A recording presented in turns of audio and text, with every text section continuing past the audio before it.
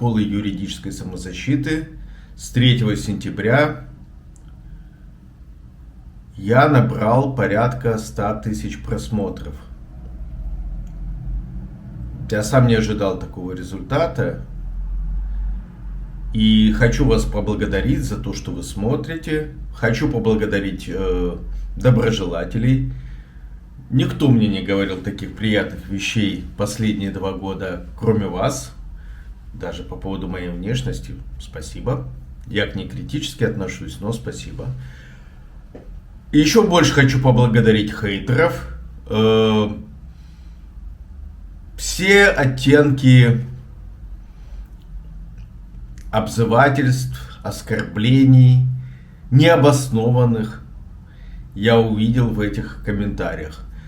Ну, на подонковском языке отвечу вам: автор, пиши еще. То есть, на самом деле, даже я начал отвечать некоторым хейтерам развернутыми видео, ну, не хейтерам, скажем так, критикам. То есть, я записал несколько ответов на именно конструктивную критику. К этому я отношусь положительно, поэтому призываю вас писать комментарии, но конструктивные. Я прекрасно знаю, как я выгляжу. Прямо сейчас авансом оставьте комментарий, лайк поставьте. Я вам расскажу, что же, собственно говоря, произошло в 2022 году.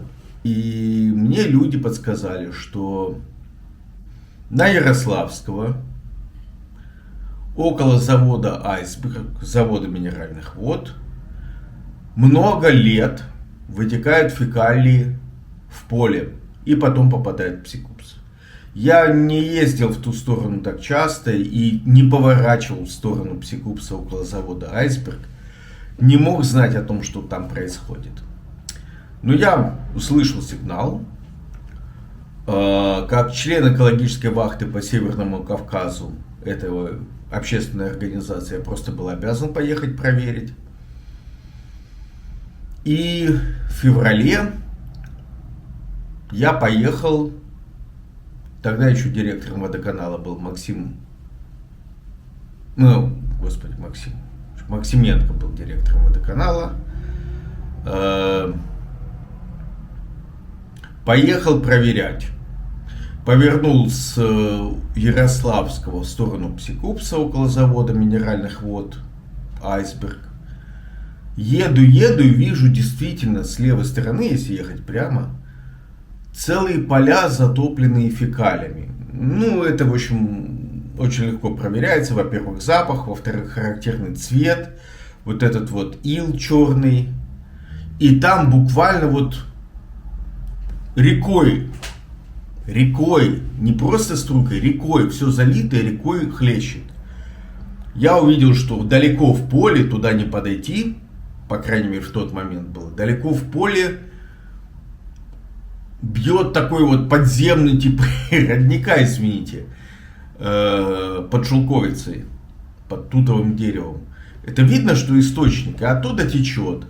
Под дорогой, я вам немножко забегаю вперед, конечно, мне люди начали потом рассказывать, под дорогой водоканал, под грунтовкой, которая ведет с городской насосной станции, по-моему, Ярославского 139А у него адрес. Вот под дорогой проложили большую трубу около 50 сантиметров диаметром, чтобы эти фекалии с поля утекали на другую сторону дороги. Сразу хочу сказать, я много-много раз потом возвращался на это место, обходил его в разную погоду с разных сторон. Есть как минимум 2 места прямо около этого колодца, из которого изливались фекалии. 2 места есть, где фекалии вот непосредственно от колодца текли в Псикупс. То есть фекальные воды пробили себе дорогу, поскольку это много лет продолжалось. Они пробили дорогу и прямо там вытекали в Псикупс. И сначала я думал, что есть только один путь для этих фекалий. Они вытекали из этого колодца, текли вдоль грунтовки ближе сюда к заводу «Айсберг». Потом проходили под дорогой в этой проложенной трубе и уходили вдоль Ярославского, разливались по земле и рекой текли вдоль Ярославского. Представьте себе, вот кто живет в Горячем Ключе, но я приложу карту даже с измерениями. От здания завода «Айсберг» эти фекальные воды текли вдоль Ярославского, недалеко от дороги, кстати, разливались большими озерами около терема, около других каких-то промышленных зданий. И потом вытекали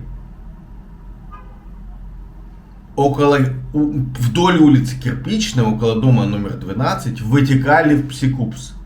Настолько мощный напор был там, что эти воды пробили себе берег, то есть они проели берег и вытекали. Эти все видео, которые я снимал во время этих многих посещений этого места, потому что на моих глазах совершалось экологическое преступление, эти видео я выкладывал в своем канале, в Инстаграме, можете посмотреть.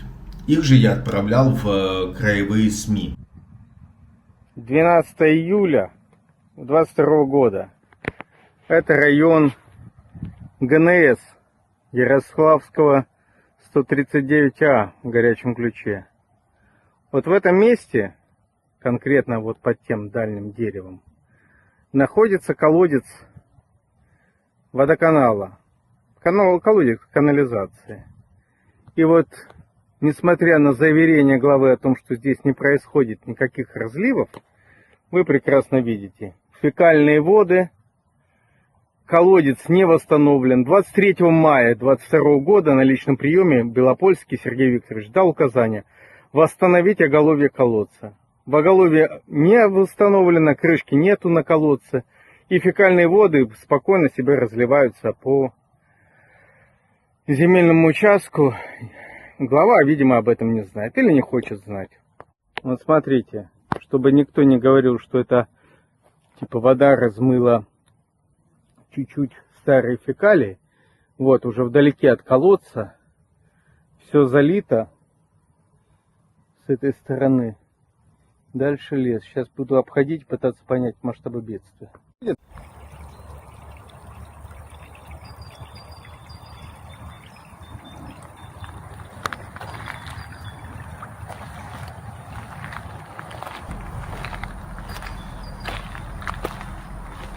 И я в феврале месяце Власову, зачем я его вспомнил, я Володе Власову прислал видео, которое я снял, и сказал, что Вов, ну я знаю, что вот у вас там преступление совершается, я знаю, что это у вас не один месяц и не один год.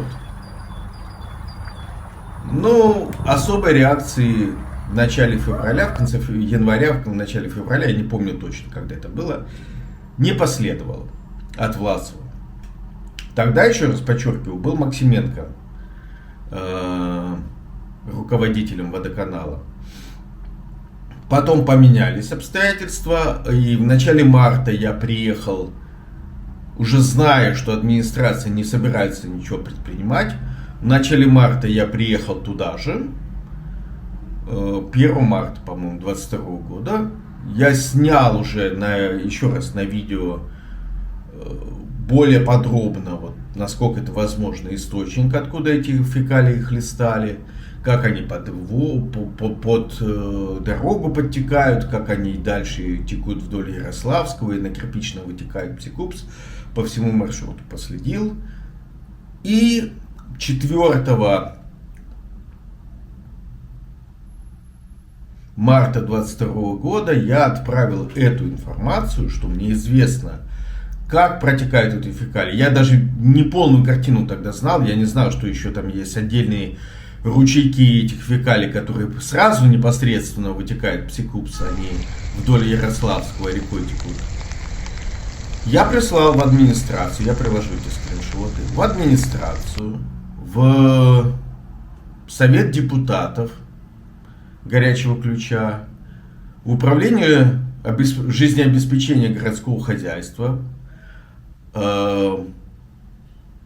Я прислал информацию в Министерство топлива, ТЭК и ЖКХ Краснодарского края, в Минприроды Краснодарского края, потому что Псикупс это река краевого значения, и Минприрода за нее отвечает. Я прислал эту информацию в Россельхознадзор, потому что в основном фекалии текли по землям сельхозназначения. И прислал эту информацию в Роспотребнадзор. Все 4 марта. Где-то до 8 марта реакции не было. А после 8 марта, по-моему, 11 марта, но опять же есть видеосъемки этих действий, приехали сотрудники Россельхознадзора, и мы с ними в течение нескольких часов ножками прошли от устья, то есть от места, где основная вот эта фекальная река впадает в Псикупс, от этого места, где брали пробы, ножками прошли вдоль Кирпичной, около склада готовой продукции Терема, тогда он был там, на такой площадке большой. Потом пошли, увидели там огромное озеро фекальное за Теремом, вот, недалеко, кстати говоря, от выезда на Ярославскую с Кирпичной. И вот по всему маршруту мы шли мимо айсберга, там у них скважины для воды минеральной, и вот дальше к источнику.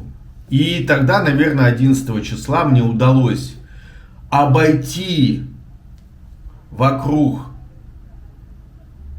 этот источник, ну, колодец на самом деле, канализация. Очень глубокий, кстати говоря. Мне удалось обойти этот источник. Тогда я заметил, что есть еще небольшие ручейки, которые впадали в Псикупс непосредственно. Из торца я зашел, ну, примерно в 10 метрах, вот это, может, 5-10 метрах я был от этого колодца, где видно было, что именно оттуда происходит вот излитие этих фекальных вод.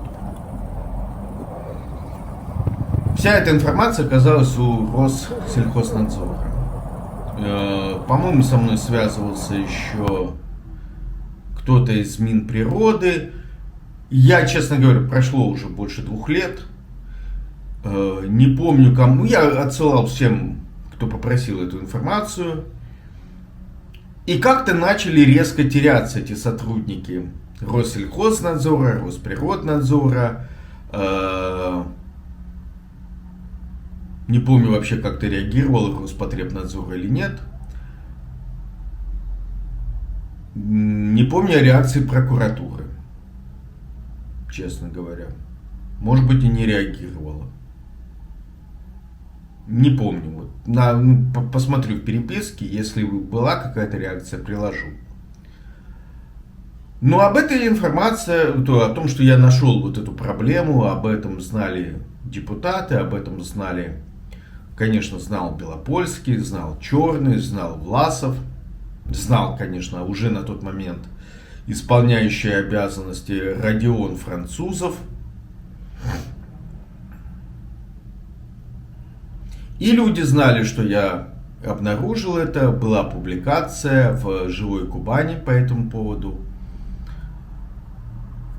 Мне сообщили о том, что также в марте мне сообщили о том, что есть еще одна точка, где фекалии выливаются на поля и потом Псикупс, около Пономаренко 5А, еще одна насосная станция. И я туда приехал 15 марта 2022 года, также прошелся вокруг, увидел, что люди, сотрудники, я полагаю, водоканала, этой насосной станции, в канализационном колодце пробили дыру сбоку в бетонном кольце и выкопали траншейку вдоль насыпного вала, который защищает насосную станцию от затопления в случае подъема уровня воды в Псикупсе. Пробили траншейку, прокопали траншейку. Ну, где-то минимум на 1,5 штыка в глубину и 1,5 в ширину. То есть, условно говоря, там 30 на 50 или 50 на 50. Как раз на уровне вот этого вот, чуть ниже этого отверстия в колодце. Это сделано для того, чтобы фекальные воды утекали менее заметным образом утекали в Псикупс. И я пошел по этой траншейке, и ребята, там такой же ужас. То есть озера из фекальных вод, дальше целое поле между Пономаренко 5А и Псикупсом, затопленное фекалиями. Прям такой ил, тина. Ну, не тина, а ил вот такой фекальный. И берег Псикупса, где прям устье вымыто вот этими фекальными водами. То есть рядом там впадает Ерик, который вдоль транспортной течет. А ближе, получается, вот эта фекальная река вымыла себе специальное такое устье. И вытекала в Псикупс. Я вызвал сотрудников полиции, он приехал. Мы это все дело запротоколировали. Полиция в этом, они уже не возмущались. Хотя первый раз, когда я их вызывал туда, на Кирпичную 12, вначале приехал Вася Коржов, узнать, так сказать, какие у меня чувства. Случайно так оказалось, что участковый случайно мимо ехал, приехал. Хотя надо понимать, что никакого дела, кроме как приехать туда, у Васи не было. И на Кирпичной 12 была еще и свалка строительного мусора, в самом, вот около Псикупса.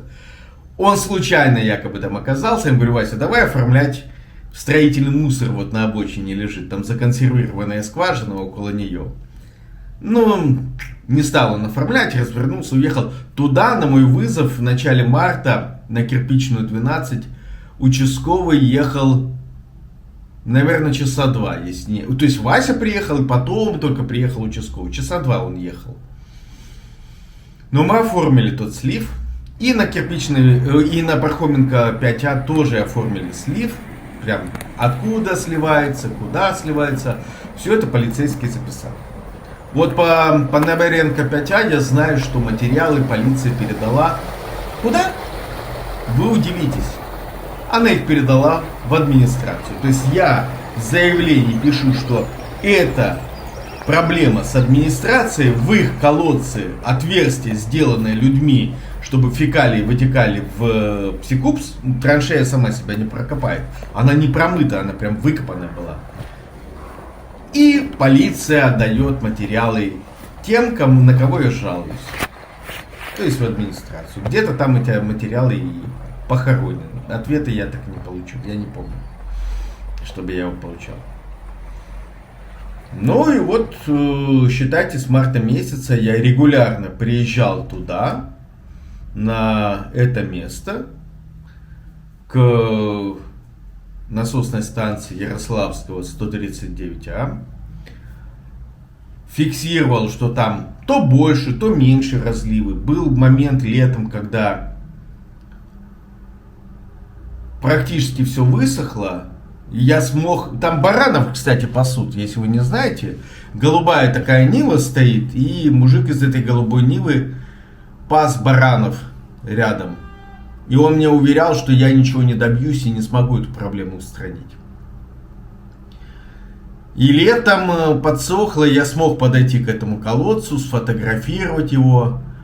По сути, этот колодец, его размыло так, что оголовье колодца отсутствовало. То есть, кирпичи уже разрушились, и там не было ни крышки, ни этой бетонной вот плиты с отверстием под люк. Ничего не было. Летом появился новый зам, которому я рассказал о проблеме. Я всем рассказывал об этой проблеме. Татьяна Плешакова, народный депутат типа, еще весной 22 года прислала мне видео 21 года, где зафиксирована эта же проблема кем-то другим. Из того же колодца около Ярославского текли фекалии. То есть как минимум год об этой проблеме Плешаковой было известно, и она не смогла ее решить. Или не захотела. Об этой проблеме, конечно, было известно и Ерохину, на тот момент председателю Совета депутатов. Кстати говоря, на его территории, как и на территории Плешаковой, разливались эти фекалии. Это их зона ответственности по округам. Об этом знал, естественно, Белопольский. Мне рассказали два слуха. Первый слух, что зимой 22 года, или зимой, в конце декабря 21 года, ломались насосы на этой насосной станции на Ярославского. И Максименко чуть ли не вплавь, утрирую, доставлял на новые насосы на эту насосную станцию, так сильно там затапливает. Поскольку там низина, и плюс еще и фекальные воды разливаются, вот там вот все это заливается, и сложно доехать до насосной станции, которая находится на пригорке. Возвращаясь к Плешакову, она точно знала об этом давно, как минимум год. Судя из того видео, которое она прислала. Причем она его прислала мне, по-моему, с таким посылом, ну и что, мы давно знаем о том, что там течет. Я летом 22 года, видя, что ни Россельхознадзор, ни Росприроднадзор, ни Роспотребнадзор, ни какие-то другие надзорные ведомства особо не реагируют на два экологических преступления, на Пархоменко 5А и на Ярославского 139А. Пархоменко 5А это же жилой дом, насколько я понимаю, рядом с этой насосной станцией. Поэтому там у насосной может быть чуть-чуть другой адрес. Как ориентир.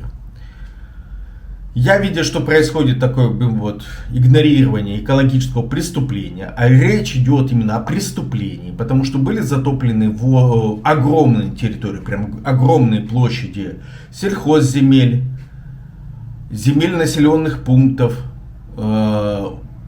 огромная кубатура воды ежедневно сливалась в реку Псикупс, то есть загрязнялась река Псикупс серьезным образом в двух местах, как минимум, из-за действий сотрудников водоканала или бездействия их, что равноценно. Я начал, так сказать, активно еще активнее обращаться в СМИ, публикации делать, у себя делать публикации, чтобы обратить на эту проблему внимание в край. Естественно, я об этом писал внутри, между членами экологической вахты по Северному Кавказу.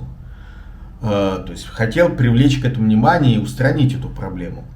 И летом ко мне приехала Плешакова с каким-то дядькой, домой приехала Плешакова с каким-то дядькой, по-моему, ее адвокат Сергей, которого, кажется, побили палками где-то там, где он живет. Кура-ЦЦ, кажется. Могу забыть точное название. Вот она приехала с ним и убеждала меня, что мы сейчас, надавив на администрацию, на водоканал, заставив их заплатить штрафы, почему-то Плешакова считала, что только штрафами отделаются, а не уголовными делами. Белопольский, Французов, Максименко, Черный. Она меня убеждала в том, что надо прекратить жаловаться на водоканал, оставить все как есть и помогать Плешаковой выбивать деньги на то, чтобы обеспечить безопасность объектов водоснабжения. Как будто прям шпионы ползут к нашему водоканалу, чтобы, наверное, разрушить еще колодцы и чтобы больше фекалий стекало в Псикупс. Была у нее такая лекция. Долго она меня убеждала, что так надо поступать. Но не убедила.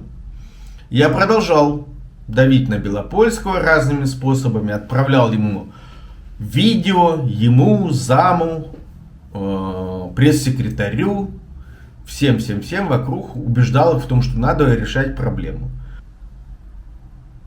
В августе или в начале сентября, не помню точно, поставили все-таки, после того, как я обнаружил, что опять водоканал решил смухлевать, поставили нормально на бетон крышку колодца. Не крышку, нет, кольцо колодца метровое или сколько там, 1,20 м. То есть подняли высоту на 1,20 м. Но, по большому счету, это не решало полностью проблему. Потому что нужно было еще ставить крышку колодца, эту бетонную плиту, еще крышку колодца как таковую там, чтобы он герметичен был.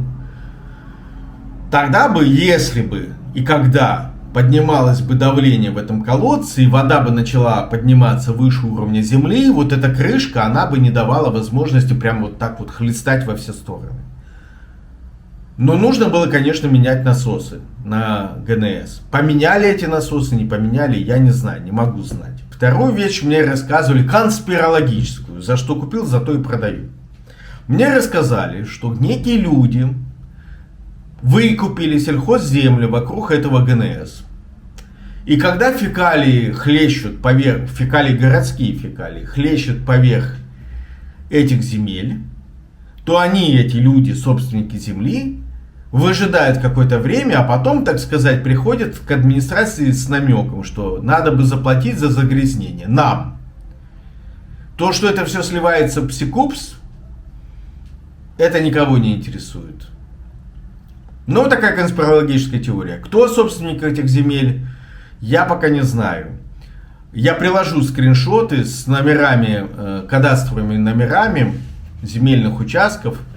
Желающие могут присоединиться к моему тогдашнему расследованию 2 года назад и узнать собственников этих земель. Я нарисую там маршрут, как текли фекалии по памяти. Вы можете найти, кто собственник. Может быть, это предыдущие руководители горячего ключа. Может быть, это искусственно созданная проблема. Не знаю. Это все на ваш откуп. Помогите мне выяснить. Да, но сейчас смотрите, какую я вам историю рассказал. Поэтому надо поставить лайк уже хотя бы за этот честный рассказ. Написать комментарий, готовы вы помочь или нет. Можете напрямую мне написать по электронной почте, в Телеграме или в Сигнале. Вот. И расшарьте это видео с теми, кто говорит, что вот, Плешакова единственно защищала интересы жителей. Не защищала она интересы жителей. Она знала о том, что фекалии текут несколько лет. Буквально на голову жителей Саратовской и всех, кто дальше по Псикупсу. И не предпринимала каких-либо действенных методов. Хотя она встречалась с губернатором несколько раз. Заходила, открывая дверь ногой в кабинет Белопольского. Но почему-то ей не удалось сделать то, что смог сделать я. Хотя она намного дольше знала об этой проблеме. Она была избранный депутат против власти, как бы. Я написал опять запрос во все же те же организации с просьбой проинформировать меня, смогли ли они что-то предпринять с марта 2022 года по моим заявлениям. Жду ответа. То есть, видите, я все, что вам рекомендую, все то же самое я исполняю для себя. Запросы написаны, ждем ответов. Посмотрим, что ответят контролирующие органы по прошествии 2 лет.